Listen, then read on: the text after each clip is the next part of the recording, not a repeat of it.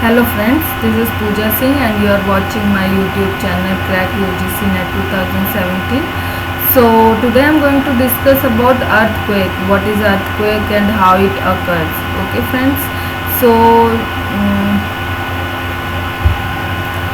this is the definition of earthquake, a sudden violent shaking of the ground, typically causing great destruction and by the result of movements within the earth crust or volcanic action. Earthquakes are measured using measurement from seismometer. The earthquake is a sudden violent shaking of the ground and it is result of the movement within the earth crust, inside the earth crust. And when we measure the earthquake, it is called seismometer. Okay friends, so I will show you a diagram also. Friends, this is diagram of earth movement.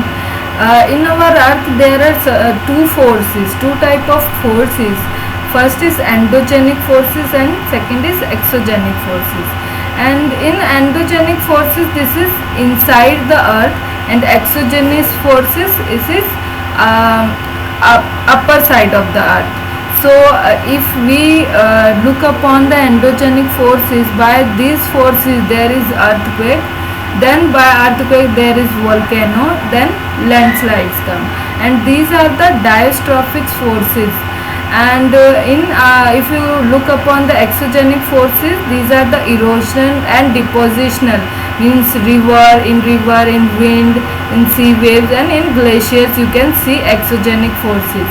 So first of all, in endogenic forces we will come to know about earthquake, and I will show you another diagram of earthquake of the earth. So friends, for which we have to understand what is focus, what is epicenter, and what is seismic waves, because in our exam there is lots of questions come from epicenter and focus. So what we have to understand, what is focus, you can see here. The focus is, this is where the earthquake occurs. It is the origin of the seismic energy. Means focus is the origin of the seismic energy, and epicenter is above the focus is epicenter, and this is seismic waves radiate out in all the directions, and this is the plate boundary. So you have to focus these four things: plate boundary, epicenter, focus, and seismic waves, by which the waves comes in all directions. So there are three types of seismic waves. First of all, there is P waves. P waves, it's a longitudinal wave. It is also called primary waves. Travel with velocity that depends on the elastic properties of the rock through which they travel. Now second is S waves. Then S waves also called the transverse waves, and it is also called secondary waves, shear waves. Okay friends. And third is L waves. It's also called surface waves. These are the three types of waves by which in the earth crust these waves go through. Friends, here you can see what is seismograph. An earthquake is measured with a machine called seismograph, and the magnitude of the earthquake is measured on the Richter scale. An earthquake of 2.0 or less can be felt only a little, and while 5.0 can cause damage, and 6.0 is a higher magnitude.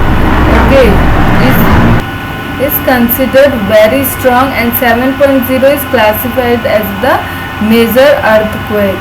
So these are the magnitude which can 2.0 can be less felt, 5.0 is things falling from cause damage, and 6.0 is higher magnitude, and 7.0 is major earthquake. So in our exams mostly at times they ask what is the 7.0 magnitude.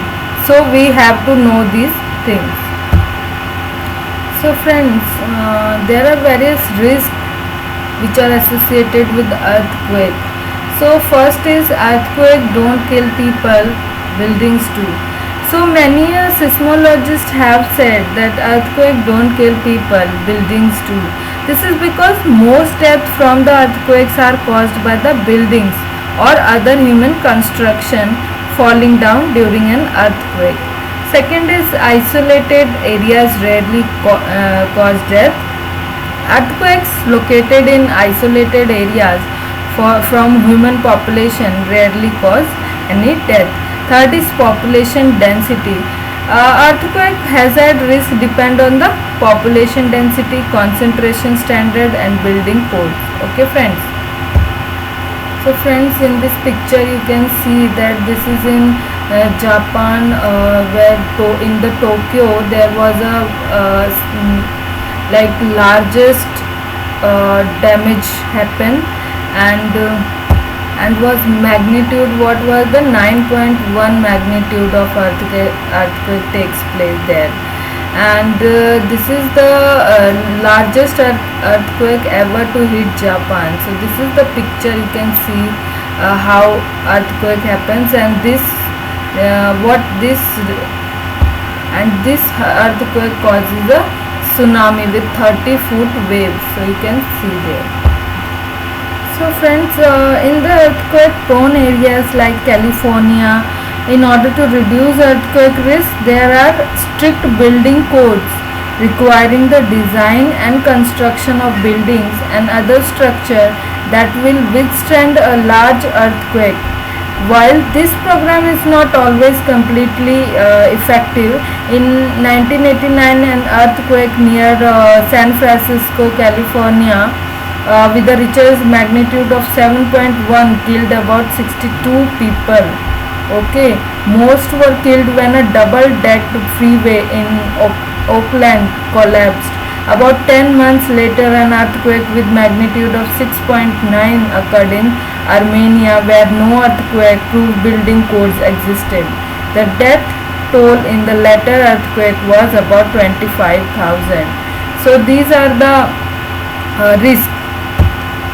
So friends, here are hazards associated with our earthquake. So these are the list. Primary earthquake hazards are ground shaking, landslides, liquefaction and surface rupture. So we will come to know what is ground shaking. Shaking of the ground caused by the passage of seismic waves, especially surface waves near the epicenter of the earthquake, are responsible for the most damage during an earthquake. There happens local geologic conditions, size of the earthquake, distance from the epicenter and so on. And second is landslides. In mountainous regions subjected to earthquakes, ground shaking may trigger landslides, rock, debris falls, rock and debris slides, slumps and debris avalanches. Third is liquefaction. Liquefaction is a process that occurs in water, saturated, unconsolidated sediment due to shaking. In areas underlain by such material, the ground shaking causes the grains to lose grain in the grain contact, and thus the material tends to flow. And fourth is surface rupture. Surface is ruptured. The ground rupture generally occurs only along the faulty zone that moves during the earthquake. Thus, structures that are built across faulty zones may collapse, whereas structures built adjacent to but not crossing the fault may survive. So these are the hazards which are associated, and by this I am winding up this session. And if you like my video, you can share it, subscribe it and like it. Okay friends, so more videos you may watch Crack UGC Net 2017. Thank you.